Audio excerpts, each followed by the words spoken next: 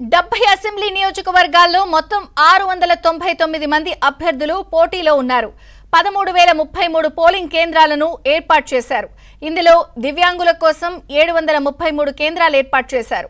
Home voting సౌకర్యంతో 7,553 మంది తమ vote హక్కును వినియోగించుకునే అవకాశం కల్పించారు. ఈ నెల 8న ఫలితాలు వెలువడనున్నాయి.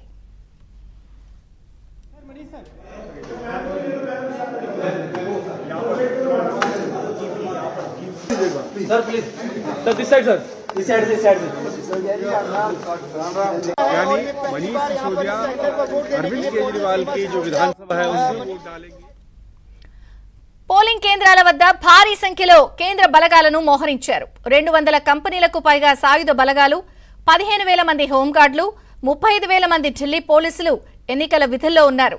3,000 పోలింగ్ బూత్లను సున్నితమైనవిగా గుర్తించిన ఎన్నికల అధికారులు కొన్ని ప్రాంతాల్లో డ్రోన్లతో పర్యవేక్షిస్తున్నారు. ప్రత్యేకంగా మహిళలు, దివ్యాంగ ఓటర్ల కోసం ప్రత్యేక బూత్లు ఏర్పాటు చేశారు.